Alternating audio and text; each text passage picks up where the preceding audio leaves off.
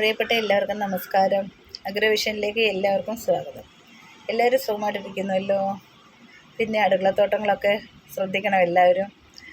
അതുപോലെ തന്നെ പൂന്തോട്ടങ്ങളും ഒക്കെ ശ്രദ്ധിക്കണം.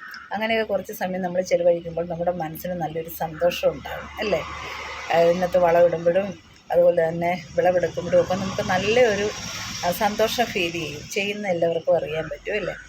അപ്പോൾ അത് നമ്മുടെ നല്ലൊരു ആരോഗ്യത്തെ കാര്യമായ രീതിയിൽ ബാധിക്കുന്നുണ്ട്. നിങ്ങളാരും ശ്രദ്ധിക്കുന്നില്ലെങ്കിലും നമുക്കറിയാം ഇന്നത്തെ ഒരു ജീവിതം എന്ന് പറയുമ്പോഴത്തേക്കും എന്തെല്ലാം സങ്കീർണതകളിൽ കൂടെയാണ് മനുഷ്യൻ കടന്നു പോയിക്കൊണ്ടിരിക്കുന്നത്. ഓരോ വിധത്തിലുള്ള പ്രശ്നങ്ങൾ വരിക പഴയകാല ജീവിതമല്ല. ഇന്ന് നമ്മൾ ആവശ്യമില്ലാത്ത പ്രശ്നങ്ങളിലേക്ക് ചെന്ന് ചേരുകയും സാമ്പത്തിക ഇടപാടുകൾ അല്ലെ മറ്റു മാനസിക പ്രശ്നങ്ങൾ, കുടുംബപരമായ പ്രശ്നങ്ങൾ, ഇതൊക്കെ പല വിധത്തിലുള്ള മാനസിക സമ്മർദ്ദം മനുഷ്യർക്കുണ്ടാക്കുകയും അത് പല വിധത്തിലുള്ള രോഗങ്ങൾക്ക് കാരണമാകുകയും ചെയ്യുന്നു. മാനസിക ഡിപ്രഷനൊക്കെ പലർക്കും ഉണ്ടാകാറുണ്ട്. അപ്പോൾ അതൊക്കെ ഒന്ന് മാറാൻ, അതിൽ നിന്നൊക്കെ ഒരു വേറിട്ട് നിൽക്കാൻ വേണ്ടിയാണ് നമ്മൾ നമ്മുടേതായിട്ടുള്ള കാര്യങ്ങളിൽ മുഴുകുന്നത്. അതായത് അടുക്കളത്തോട്ടം ഉണ്ടാക്കുക, പൂന്തോട്ടം ഉണ്ടാക്കുക, പെയിൻറ്റിങ് ചെയ്യുക, തയ്ക്കുന്നവർക്ക് തയ്ക്കുക. അങ്ങനെയൊക്കെ ചെയ്യുമ്പം കുറച്ച് സമയമെങ്കിലും നമുക്ക് പോസിറ്റിവിറ്റി ഉണ്ടാകും. ആ പോസിറ്റിവിറ്റി നമ്മളെ നല്ലൊരു ആരോഗ്യത്തിലേക്ക് നയിക്കുകയും ചെയ്യും.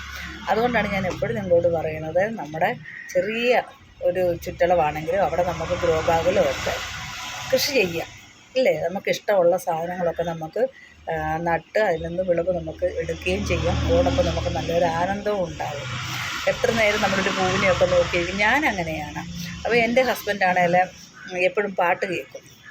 കാരണം നമുക്ക് പല വിധത്തിലുള്ള മാനസിക സമ്മർദ്ദങ്ങളുണ്ട്. ബിസിനസ് ചെയ്യുമ്പോൾ അതിൻ്റെതായിട്ടുള്ള ബുദ്ധിമുട്ട്, കുടുംബപരമായ പല കാര്യങ്ങൾ, സാമ്പത്തിക കാര്യങ്ങൾ, സാമ്പത്തിക ബാധ്യത, ഇങ്ങനെയൊക്കെ ഏഴ് നേരവും മനുഷ്യൻ്റെ പല വിധത്തിലുള്ള മാനസിക സമ്മർദ്ദങ്ങളെ കൊണ്ടാണ് ഈ കാലഘട്ടത്തിൽ എല്ലാവരും പോയിക്കൊണ്ടിരിക്കുന്നത് അല്ലേ.